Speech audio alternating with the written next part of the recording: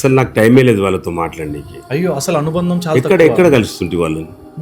కానీ మీ మనసులో చాలా ఇంటి దగ్గర ఉన్న రాత్రి 2 గంటలకు వస్తుంటే నేను లేచే వరకు వాళ్ళు స్కూల్ వెళ్ళిపోతుండే.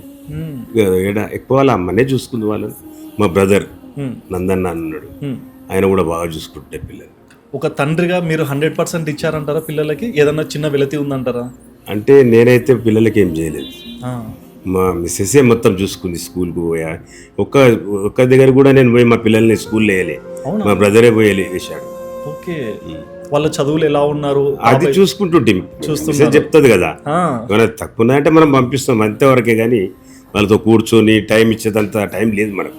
కానీ ఆ రిజల్ట్స్ అంటే ఇప్పుడు బాగా చదువుతున్నారు, మంచిగా అనుకున్న విధంగా. అండ్ మీరు పడ్డ బాధలు మీ పిల్లలకి తెలియకూడదని అనుకున్నారు.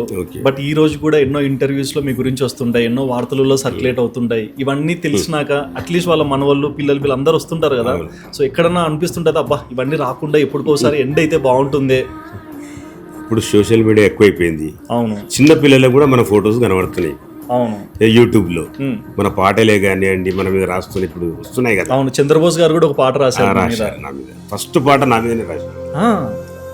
హాస్టల్లో ఉంటుండే మన ఇంటి దగ్గర. ఓకే, పాలిటెక్నిక్ కాలేజ్ అని ఉంది, అందులో ఆయన హాస్టల్లో ఉంటున్నప్పుడు ఫస్ట్ పాట రాసిందే నా మీద. ఆయన అంటే ఆయన చంద్రబోస్ గారు కూడా అక్కడ హాస్టల్లో ఉండి నా గురించి తెలుసుకుంటుండే.